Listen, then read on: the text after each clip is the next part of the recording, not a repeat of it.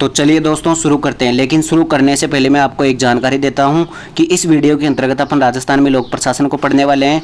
Main मुद्दा यह है कि अपन जो अपना ये चैनल है इसके अंतर्गत सीरीज चालू कर रखे हैं, जिसमें राजस्थान बोर्ड और एनसीईआरटी की जो किताबें चलती है, कहाँ तक 6 से 12 तक की जो किताबें चलती है, राजस्थान बोर्ड या एनसीईआरटी की जो 6 से 12 तक की किताबें चलती है, उनके चैप्टरों में जो लास्ट में जो क्वेश्चन दिए होते हैं और चैप्टरों के बीच बीच में जो क्वेश्चन होते हैं जिनको वस्तुनिष्ठ प्रश्न बोला जाता है, उन सभी का सॉल्यूशन मैं इन वीडियो के अंतर्गत करा रहा हूं। और अपन ने अभी पिछले एग्जाम्पल में देख लिया कि सीईटी ग्रेजुएशन का जो पेपर था उसमें राजस्थान जीके के जितने भी क्वेश्चन थे, लगभग 60 से 65 क्वेश्चन आए थे।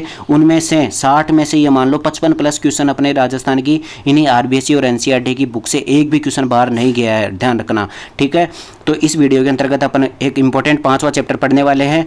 उससे पहले मैंने 4 चैप्टर पढ़ा चुका हूं और ये 9वीं क्लास का 5वां चैप्टर है, ठीक है। अब इस वीडियो के अंतर्गत ज़्यादा बिना किसी देरी के स्टार्ट करते हैं। उससे पहले चैनल को सब्सक्राइब नहीं किया तो सब्सक्राइब कर लो, बहुत ज़्यादा इंपॉर्टेंट चैनल है, क्योंकि इसी चैनल पर आपको सारे के सारे 6 से 12 तक की क्लासों के जितने भी वस्तुनिष्ठ प्रश्न हैं उन सबका सॉल्यूशन मिलने वाला है। और इनकी पीडीएफ में बाद में दूंगा, वो आपको जानकारी दे दी जाएगी, ठीक है। तो इस चैनल को सब्सक्राइब कर लो। अब बिना किसी देरी के पहला क्वेश्चन करते हैं। राजस्थान में एकीकरण से पूर्व कितनी रियासतें थी? तो राजस्थान में एकीकरण से पूर्व 19 रियासतें और 3 ठिकाने थे। अब 3 ठिकानों के नाम आप कमेंट करके बता दो, ठीक है। अगला क्वेश्चन है, आमतौर पर ग्राम सभा की बैठकें किस दिन नहीं होती है? तो आमतौर पर राजस्थान में ग्राम सभा की 4 बैठकें होती है एक साल में, ठीक है। तो एक 26 जनवरी को भी होती है, 15 अगस्त को भी होती है, 2 अक्टूबर की होती है, केवल 31 दिसंबर को नहीं होती है, ध्यान रखना, इस डेट को नहीं होती है। अच्छा क्वेश्चन है, एग्जाम में आ गया तो बहुत सारे तो यहीं से बाहर हो जाएंगे, ठीक है।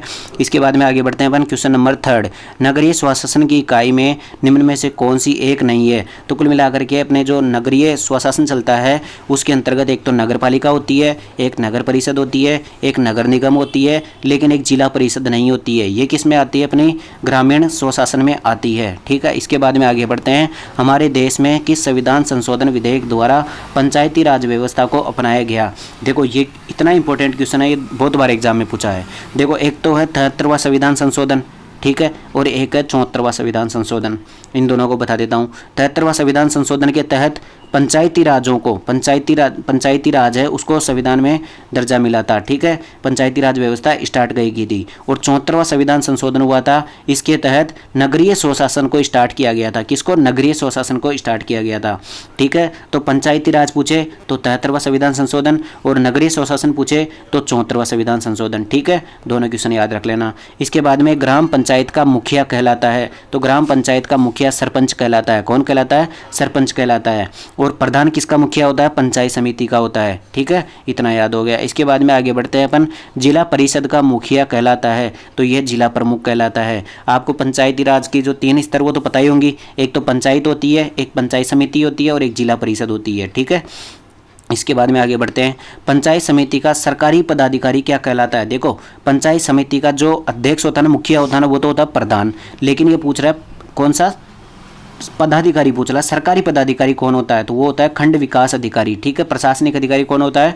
खंड विकास अधिकारी, जिसको बोला जाता है बीडीओ बोला जाता है, ठीक है। बीडीओ क्या होता है? पंचायत समिति का सरकारी पदाधिकारी होता है, ठीक है। अगला क्वेश्चन पढ़ते हैं, क्वेश्चन नंबर 8। पंचायत समिति का मुखिया क्या कहलाता है? तो पंचायत समिति का मुखिया कहलाता है प्रधान। अभी बताया था मैंने थोड़ी देर पहले। इसके बाद में राजस्थान का एकीकरण कितने चरणों में हुआ? तो 7 चरणों में हुआ, ये तो अपन पढ़ चुके हैं। इसके बाद में अगला क्वेश्चन है, ग्रामीण स्वशासन का छोटे से बड़े का क्रम बताओ। तो ग्रामीण स्वशासन सबसे पहले तो ग्राम पंचायत आती है, इसके बाद में पंचायत समिति आती है, उसके बाद में जिला परिषद आती है। तो ऑप्शन कौन सा हो जाएगा? ऑप्शन सेकंड हो जाएगा, ग्राम पंचायत, पंचायत समिति और जिला परिषद, ठीक है। तो ये हो गया ग्रामीण स्वशासन का क्रम। इसके बाद में आगे बढ़ते हैं, क्वेश्चन नंबर 11। अजमेर मेरवाड़ा के एकमात्र मुख्यमंत्री कौन थे?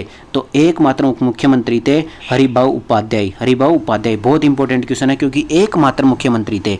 अब जब अजमेर मेरवाड़ा को राजस्थान में नहीं मिलाया गया था, उससे पहले ये अलग से एक इसकी विधानसभा थी, जिसमें कितनी सीटें थी आप मेरे को कमेंट करके बताओ।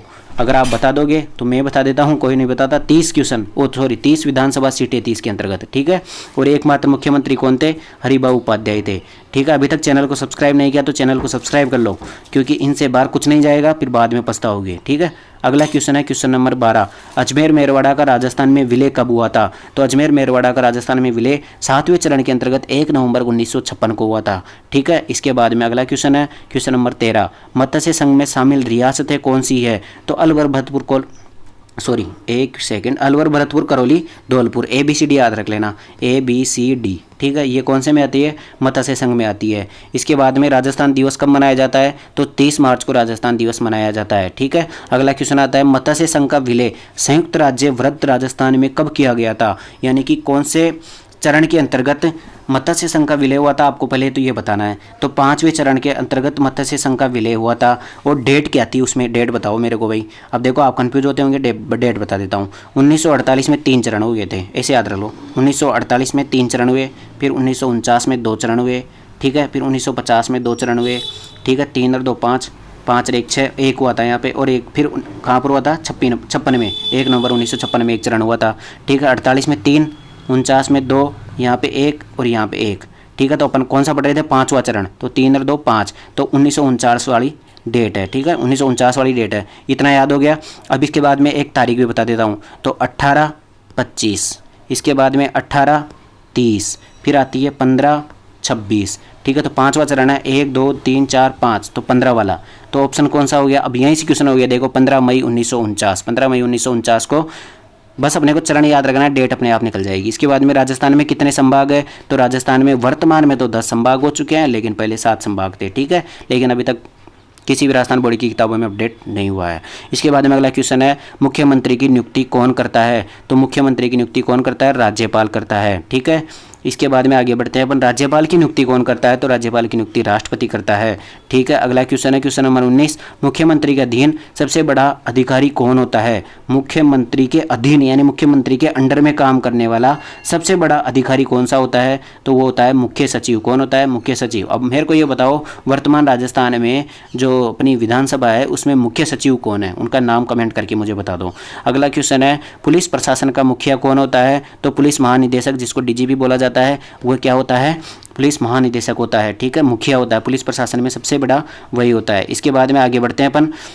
देखो इस वीडियो के अंतर्गत अपन ने 20 क्वेश्चन MCQ क्वेश्चन कर लिए हैं, और प्रशासन से संबंधित इससे क्वेश्चन बाहर नहीं जाता है। ये वही क्वेश्चन है जो सारे के सारे RBSE और NCERT की बुकों में जो प्रीवियस ईयर मतलब कि वस्तुनिष्ठ प्रश्न दे रखे हैं, और प्रीवियस ईयर का आप कोई सा पेपर उठा के देख लो, यहाँ से बाहर कुछ भी नहीं गया है। ठीक है, और अभी CT ग्रेजुएशन के पेपर हुए थे, उसमें भी इनसे बाहर कुछ नहीं गया है। अब देखो आपको एक मुख्य जानकारी बताता हूँ। सबसे पहले तो स्टेनोग्राफर पेपर है, इसके बाद में 10+2 पेपर है, 10+2 पेपर है। इसके बाद में फिर आपका कौन सा होगा? पशु परिचर का पेपर होगा। इसके बाद में फिर आपका कौन सा होगा? पटवार पेपर होगा। उससे पहले कौन सा हो जाएगा? RS का पेपर हो जाएगा। तो इन सब में राजस्थान GK आती है, और राजस्थान GK अपने राजस्थान बोर्ड की किताबों से बाहर नहीं जाती है। इनके वस्तुनिष्ठ प्रश्न तो कम से कम करना ही जरूरी है। ठीक है, तो चैनल को सब्सक्राइब कर लो। पिछले वीडियो नहीं देखें तो जाके देख लो, आगे वाली वीडियो भी जा करके देख लो। चैनल जरूर सब्सक्राइब कर देना, इनकी PDF अपने चैनल पर उपलब्ध कराऊंगा। ठीक है, तो चैनल को सब्सक्राइब करके रखना। थैंक यू, इसमें इतना ही।